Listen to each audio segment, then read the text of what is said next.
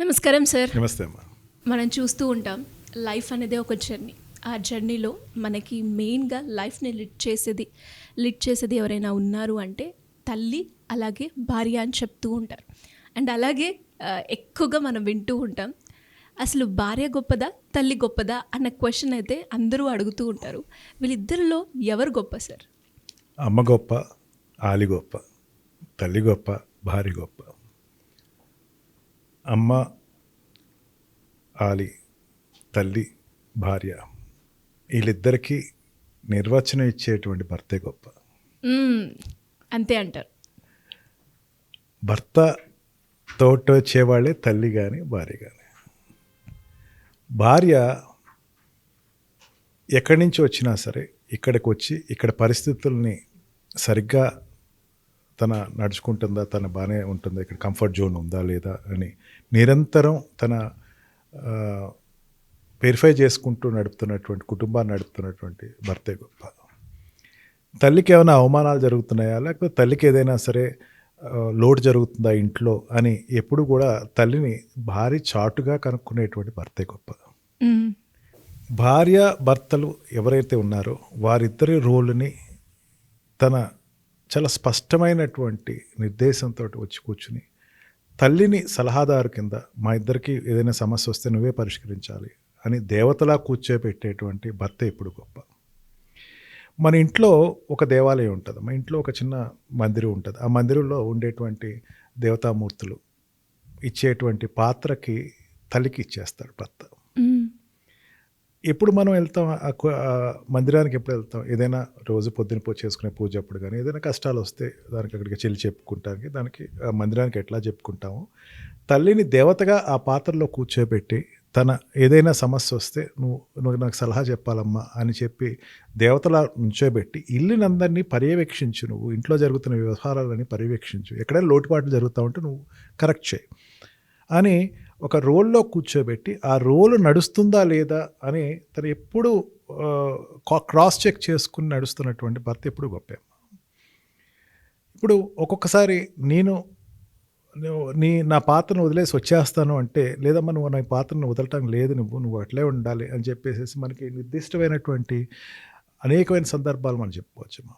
రామాయణ మహాభారత ఇతిహాసాల్లో చెప్పాలంటే ఈ అరణ్యవాసానికి ముందు అరణ్యవాసంలో దశరథ మహారాజు కైకేయి కోరిక మేరకు రాముడికి 14 సంవత్సరాల అరణ్యవాసం ఇవ్వాలి అని చెప్పిన తర్వాత కైకేయి వచ్చి రాముడితో చెప్తుంది ఏమని, 14 సంవత్సరాల అరణ్యవాసం వెళ్ళాలి, ఇది నీ తండ్రి దశరథ మహారాజు నీకు ఇచ్చినటువంటి ఒక ఆదేశం అని చెప్తే వెంటనే ఇంటికి వచ్చి కౌశల్యాదేవి కాళ్ళదానం పెడతాడు. పట్టాభిషేకానికి వెళ్తున్నాడేమో కాళ్ళదానం పెట్టుకుంటాడు అనుకుంది కానీ తల్లి, లేదమ్మా నేను అరణ్యవాసానికి వెళ్తున్నాను, నాకు తండ్రి ఇట్లా చెప్పాడు అని చెప్పేసరికి అట్లా చెప్తాడు. దుర్మార్గుడైనటువంటి తన భర్త నేను రాను, అతను వదిలేసేసి నీతోటే వస్తాను, నేను ఇక్కడ ఉండను అని చెప్పేసి చెప్తే వెంటనే రాముడు ఏమంటాడంటే, అమ్మా నువ్వు రాకూడదు నాతోటి, నువ్వు 600 సంవత్సరాల వయసు ఉన్నటువంటి అంటే పెద్ద వయసు ఉన్నటువంటి తండ్రితోటి నువ్వు ఉండాలి, నువ్వు నాతోటి రాకూడదు.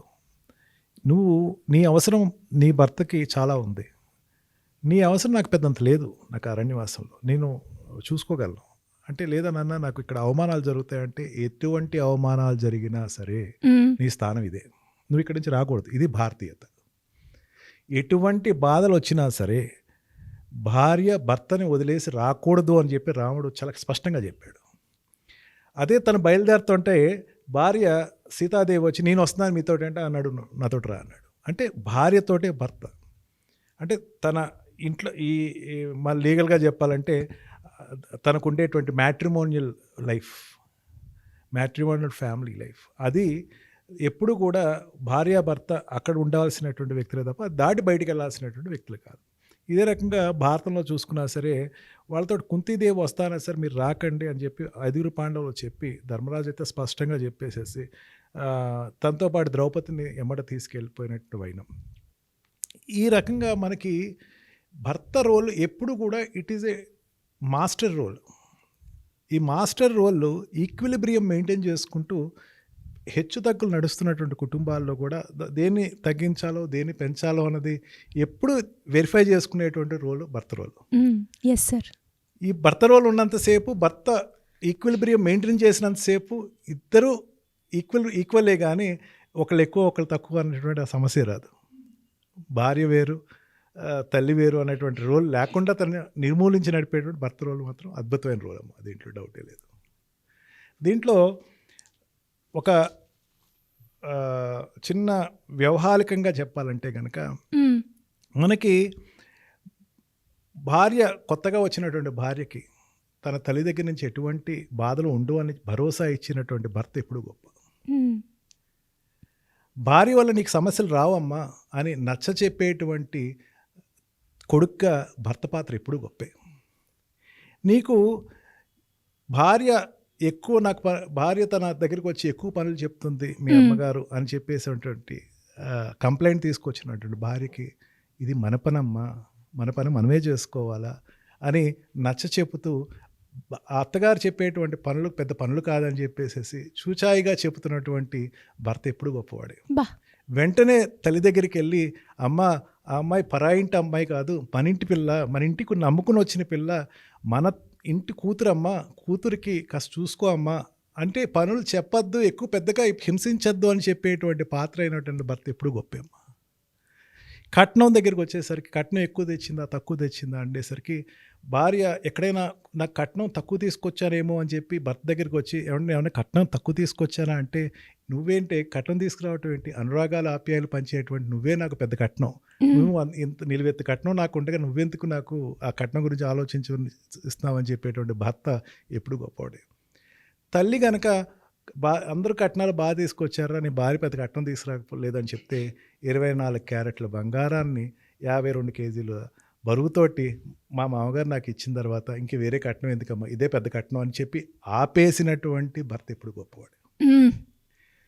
భార్యతోటి జరిగేటువంటి గొడవల్లో ఎక్కడ పిల్లలు చూస్తారేమో అని చెప్పేసి పిల్లల వరకు వాళ్ళిద్దరు ఆడుకునేటువంటి కీచులాటలు అందనివ్వకుండా మళ్ళీ ఇటువంటి కీచులాట్లు తన రేపొద్దున పిల్లలు వాళ్ళ యొక్క కుటుంబాలు మొదలు పెడతారేమో అని చెప్పేసి దాన్ని కప్పిపుచ్చుతూ బయటికి రానివ్వకుండా చేసేటువంటి పాత్రలో ఉండేటువంటి భర్త ఎప్పుడు గొప్పవాడే.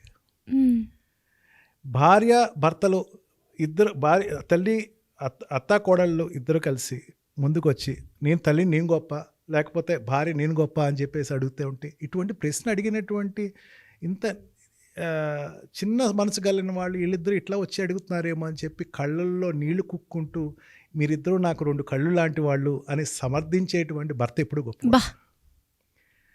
భార్య భర్త కలిసి ఉండగా వాళ్ళిద్దరూ నన్ను వేరు చేస్తున్నారేమో అని చెప్పేసి తల్లికి ఏమైనా ఇన్సెక్యూరిటీ వస్తుందేమో అని చెప్పేసి అమ్మ దగ్గరికి వెళ్ళి అమ్మ ఎట్లా ఉన్నావు బాగున్నావు అంటే నీకు ఎప్పుడు నీ భార్య గొప్ప, నన్ను సరిగ్గా చూడలేదురా అని చెప్పేసరికి అదేంటమ్మా నిన్ను సరిగ్గా చూడపోవటమేమా, నువ్వే నాకు సర్వస్వం అని చెప్పి చిన్న చిన్న పొగడ్తలతోటి తల్లిని మెప్పించి మళ్ళీ ఆ కుటుంబాన్ని ఎక్కడ రోడ్డు మీద పడకుండా తీసుకొచ్చేటువంటి భర్త ఎప్పుడు కూడా తన గొప్పతనంగా చెప్పచ్చు.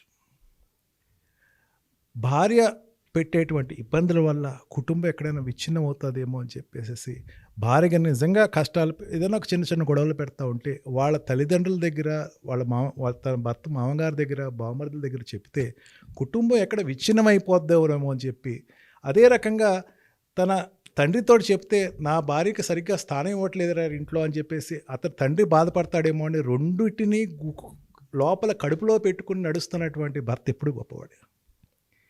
ఈ రకంగా చెప్తే కనుక ఈ భార్య భర్తలో ఉండేటువంటి రోల్స్ కన్నా అమ్మ తల్లిని భార్యని సమానంగా నడిపేటువంటి రోల్ అయినటువంటి భర్త పాత్ర ఎప్పుడు గొప్పది.